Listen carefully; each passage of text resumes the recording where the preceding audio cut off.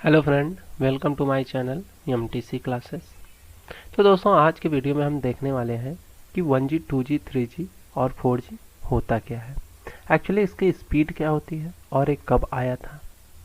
तो इस तमाम तरह की चीज़ों को हम देखने वाले हैं आज के अपने वीडियो में। जैसे कि हम बोलते हैं कि नहीं, मेरा फ़ोन 2G है या 5G है, तो क्या हम एक्चुअली जानते हैं कि ये होता क्या है, 2G, 3G, 4G, और इसका फुल फॉर्म क्या होता है या स्पीड कितना देता है। तो ऐसे तमाम चीज़ों को आज हम डिस्कस करने वाले हैं अपने वीडियो में। तो आइए, बने रहिए हमारे साथ। Let's start the video.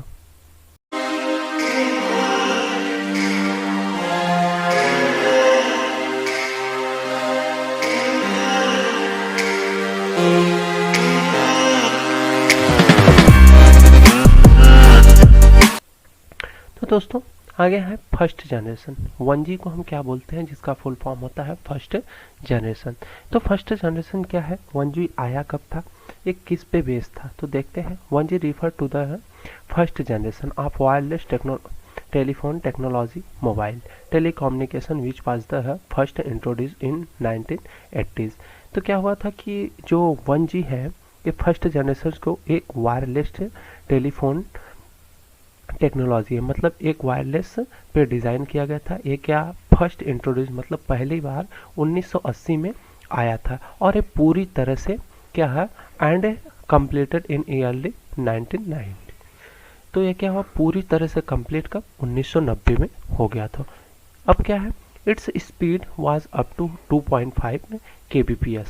तो होता क्या है, इसकी स्पीड क्या है, 2.4 किलोबाइट पर सेकेंड से ऊपर थी। अब देखते हैं तीसरी पॉइंट क्या, allow the voice call in one country. इसके द्वारा मतलब हम एक कंट्री में ही कॉल कर पाते थे, मतलब दूसरे, आज के डेट में हम क्या कर रहे हैं, 3G, 4G, 5G से क्या कर रहे हैं, दूसरी भी कंट्री में कॉल कर ले रहे हैं। लेकिन उस समय क्या था, इससे क्या कर पा रहे थे कि हम एक कंपनी में कॉल, मतलब एक कंट्री में कॉल कर पा रहे थे, एक देश से दूसरे देश में नहीं कर पा रहे थे। अब क्या है आगे, 1G network use analogue signal. अब क्या था, 1G नेटवर्क क्या था, एनालॉग सिग्नल पे बेस्ड था, ये डिजिटल पे नहीं बेस्ड था। फिर और इसकी चौथी पॉइंट क्या है, AMPS was first launches in USA in first mobile system. अब क्या होता है 1G मोबाइल सिस्टम, तो AMP का फुल फॉर्म क्या होता है, एडवांस मोबाइल फोन सिस्टम। ठीक है, advance mobile phone system was first launch in USA में क्या हुआ था कि एडवांस मोबाइल फर्स्ट सिस्टम के द्वारा 1G first generation mobile system को लॉन्च किया गया था। अब इसकी ही रेंज क्या होती है, इंटरनेट की स्पीड की रेंज क्या थी, ये क्या करता था, 2.9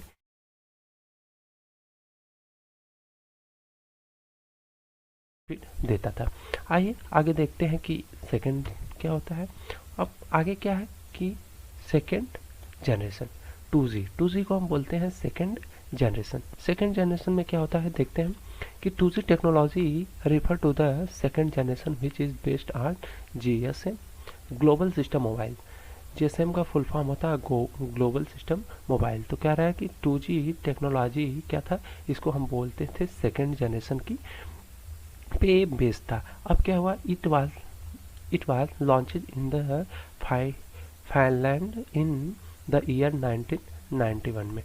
तो क्या हुआ था, वो 1980 में लॉन्च हुआ था और पूरी तरह से कंप्लीट क्या 1990 में हुआ था। और एक साल के तुरंत बाद क्या हुआ कि सेकेंड जी 2G लॉन्च होने लगा। ठीक है, इस स्टार्टअप हो चुका था। अब क्या है कि 2G network was digital signal. अब क्या था, फर्स्ट जी क्या था, एनालॉग सिग्नल पे बेस्ड था, लेकिन सेकंड जी यहाँ पे हमको क्या देखने को मिल रहा है कि डिजिटल सिग्नल पे बेस्ड है। फिर its data speed was up to 64 to 144 kilobyte per second. तो क्या है कि 64 से 144 किलोबाइट पर सेकेंड इसकी क्या है, बीच में रेंज, इसकी डाटा का रेंज, मतलब ये इतना इंटरनेट स्पीड देता था। It is provided better quality and capacity. क्या करता था, 1G की अपेक्षा क्या करता था, बेटर क्वालिटी को प्रोवाइड करता था। फिर it enable service such as text message, picture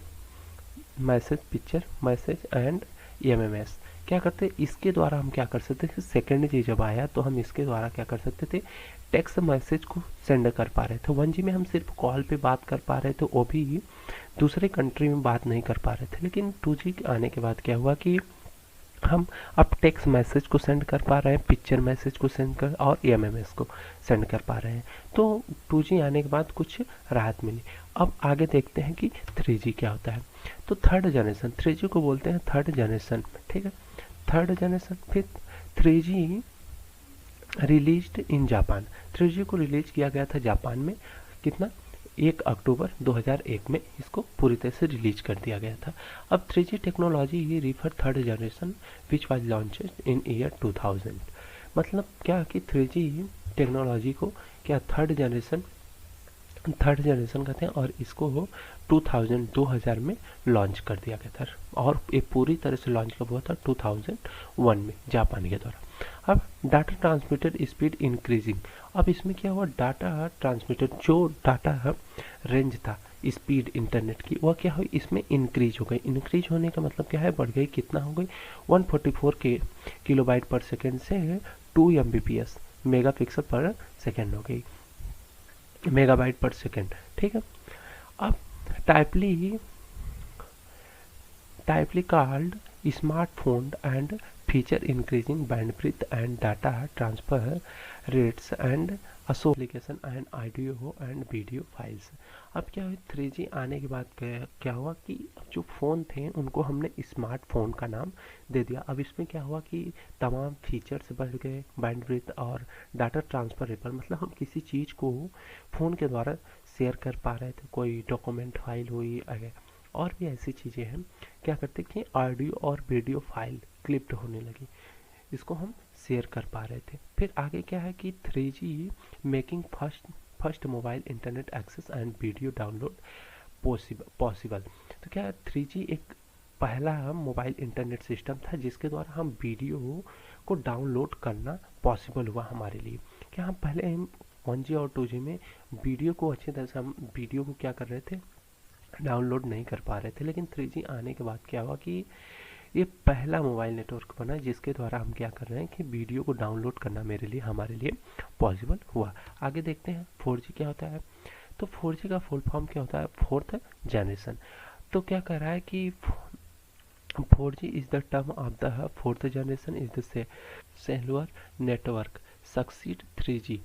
क्या कर रहा है कि जो 4G नेटवर्क है ये फोर्थ जनरेशन है और इसको क्या किस पे बेस बनाया गया, 3G के ऊपर बना।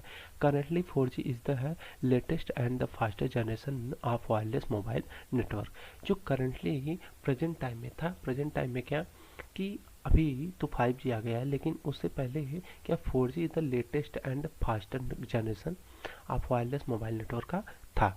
फिर टेलिया सोनेरा was the first telecom operator in world to launch 4G commercial in 14 दिसंबर 2009।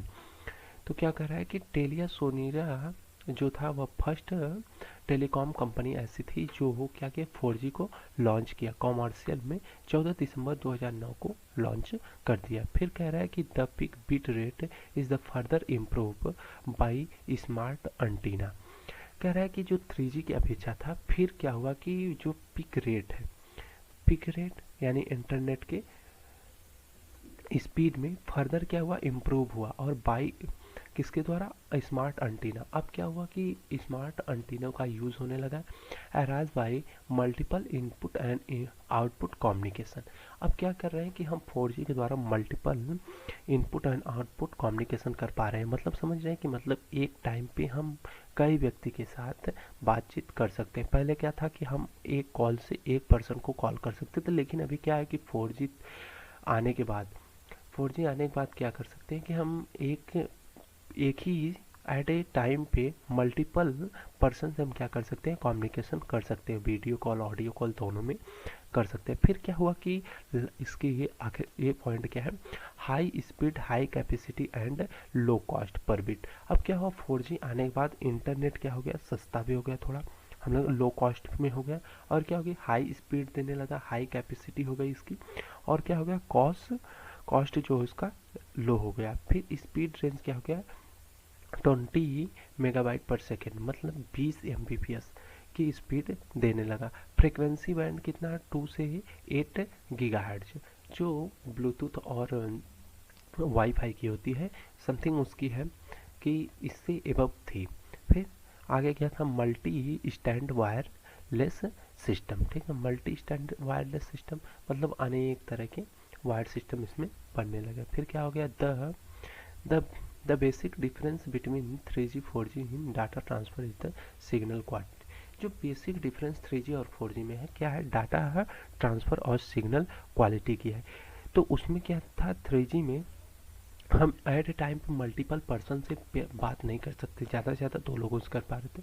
लेकिन 4G आने के बाद क्या हो रहा है कि हम एट ए टाइम पे मल्टीपल पर्सन से बात कर रहे हैं, और डाटा जो है कि ट्रांसफ़र करने में, डाटा को हमको ट्रांसफ़र करने में कम समय लग रहा है। और क्या, हम ऑडियो वीडियो क्लिप को जल्दी से सेंड कर पा रहे हैं और जल्दी से डाउनलोड कर पा रहे हैं। तो ये थे 3G 4G और 1G 2G 3G और 4G के बेसिक से फीचर और नॉर्मल।